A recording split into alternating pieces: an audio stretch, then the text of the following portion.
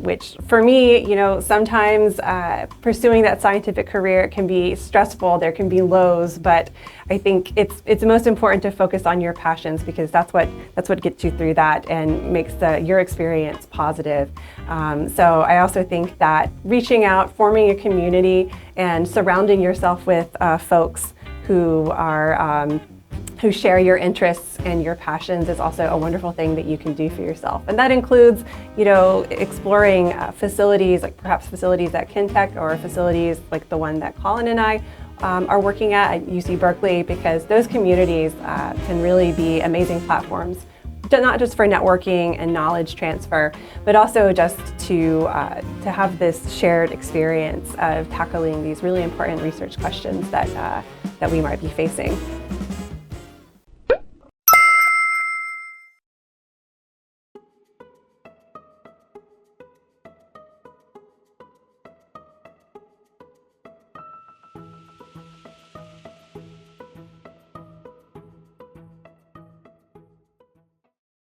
We'll ask you a few questions about your experiences and your story back at the UC Berkeley lab. And so, let's start. So, for our first question, can you give us a brief introduction about yourself and the seminar that you'll be presenting later on? My name is Colin Ophus. I'm a staff scientist at Lawrence Berkeley National Lab. The seminar that I'm going to be presenting today is focused on transmission electron microscopy, and especially the applications of computational imaging to it. And so we have a new fast direct electron detector. We record much more data than we used to before, in particular these 4-dimensional data sets. This is the term 4D STEM, and so I'll be showing the students what it is and how we can use it for material science research. So my name is Mary Scott. I'm a professor in the Material Science and Engineering Department at UC Berkeley, and I'm also a faculty staff scientist at the National Center for Electron Microscopy, which is part of the Molecular Foundry at LBL. So today I'm actually going to be talking about a way to get a really detailed picture of the interior of nanomaterials. So materials that we are designing for technologies at the smallest scale.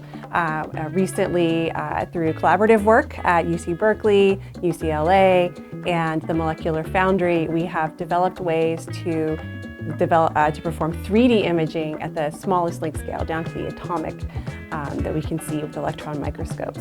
So I'm going to give a picture of that and how we use it to understand how materials that we use, for example, for energy technologies, might transform during their production and use. And then actually afterwards, you'll hear from another person in my group who's going to talk about how we can also learn some similar and complementary aspects, or similar and complementary things using machine learning. Okay, thank you for that introduction. So I think most of our students are really looking forward to hear your seminar soon. And so for the next question, what are some expectations you have for the future of TEM research and their potential applications in our daily life? So one upcoming technology, and I think future direction of electron microscopy research that's very exciting and relevant for technology to improve the lives of humans on this planet, are what we would call in situ experimentation. So this is an experimental platform that allows us to observe materials, again, this really zoomed in picture of materials, but in environments that are similar to how we would use them.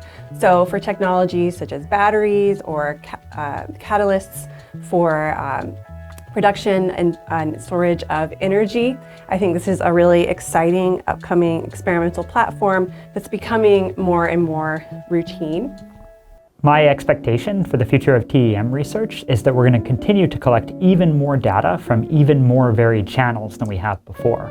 So by that I mean we're not just going to collect electrons that are diffracted, we're going to collect them over much wider angles, and X-rays and light emission and interactions with matter with many different detectors. This is what we would call multimodal TEM research, where we're using multiple image modalities simultaneously. So an example of how it would affect applications would be in something like a solar cell. You have to measure both the interaction of a photon with material, but also the generated electrons, the collection of the charge, and how it makes its way through the device. The current carrying pathways are so small that we can only use transmission electron microscopy to characterize it. And so I believe that multimodal characterization will be a huge part of application-focused TEM research. Okay, thank you for sharing your future prospects for the future of TEM. And moving to our next question, do you have any special research customs or culture you have at the Berkeley National Lab that you want to share with us? I think ultimately that the thing that makes Berkeley Lab special as an institution is the massively collaborative environment. So I'm a staff scientist at Berkeley Lab. Mary is also a staff scientist there, but also professor on campus. And so there are many different departments on the UC Berkeley campus, many different divisions up at Lawrence Berkeley Lab, and we all work together. Some of us synthesize materials, some of us characterize materials, some of us build devices, and many others do basic research, modeling, even mathematical research into how things work. This sort of culture that we have of collaboration, being able to walk down the hall, find another building, find an expert on any aspect of scientific research, I think is really something special about Berkeley Lab and something that I think any institution could benefit from. So I completely agree that the collaborative environment is probably the most important thing and the most special thing about Berkeley National Lab, especially since our center is designed specifically for researchers to come and do research that they could not do at their home institution. So in addition to advising, recruiting, and bringing in new researchers from all over the United States and the world, one kind of culture or custom that we have at specifically our facility is the willingness to try new things, to customize the equipment, and to try experiments that maybe seem a little high risk but are also high reward. And I think that spirit of innovation and willingness to take risk is one of the reasons that our facility at Berkeley Lab has been such a leader in the development of many new types of imaging experiments. Moving on to the next question.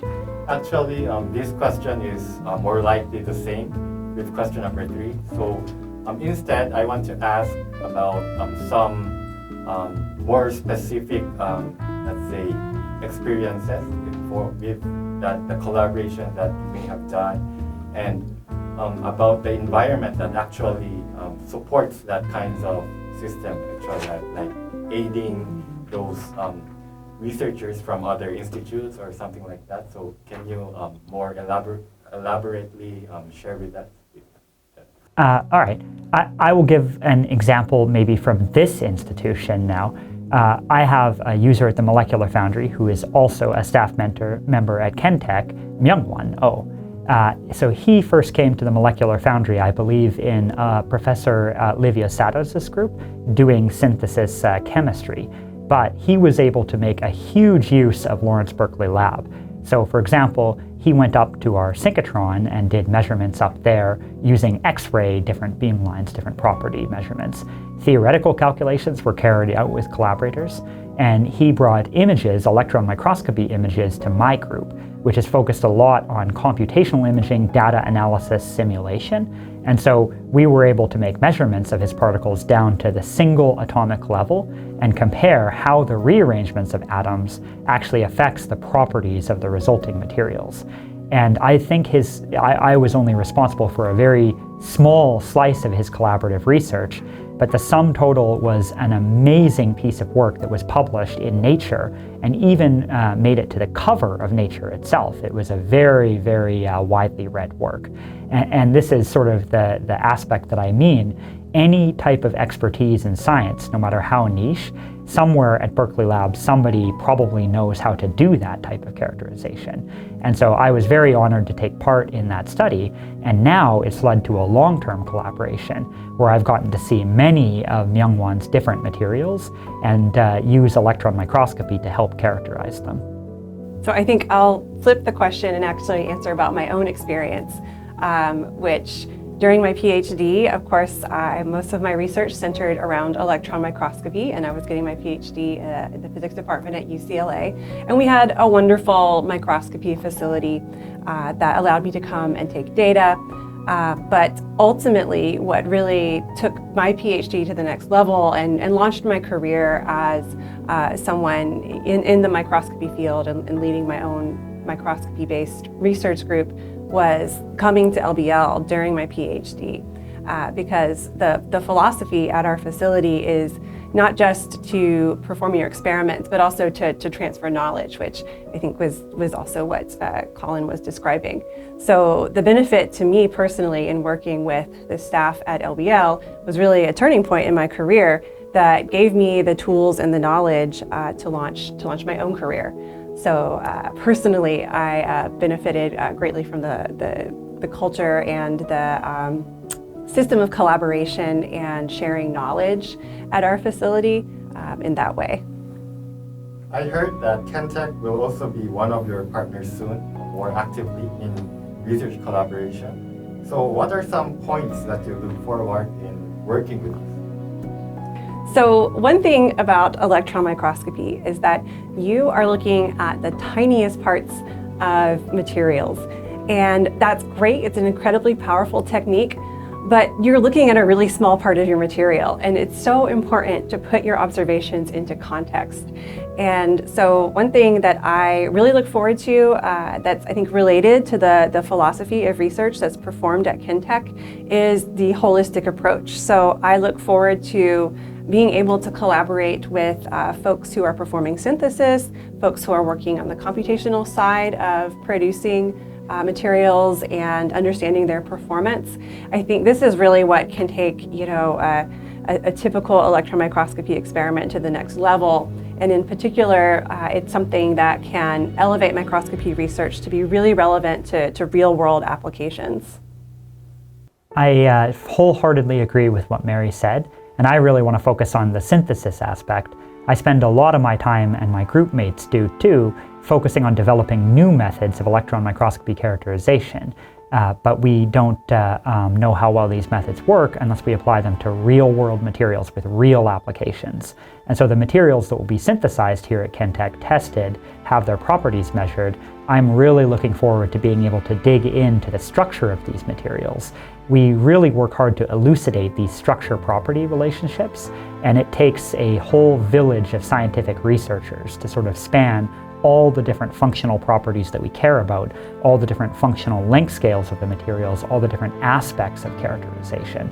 And so by partnering with institutions like KENTECH, I can focus on my area of expertise, which is really the sort of deep characterization and the sort of data science methodologies therein. And I believe that this will have a lot of applications in real-world problem solving. Okay, thank you.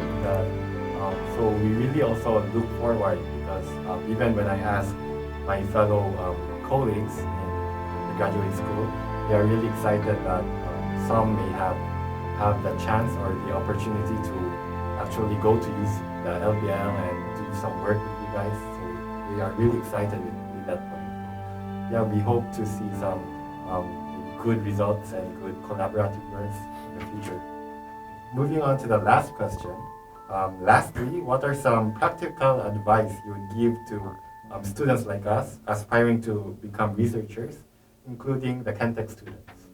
I guess the advice that I would most give to students in the current year is the sort of scientific landscape has changed, and in many ways dramatically, I think, for the better.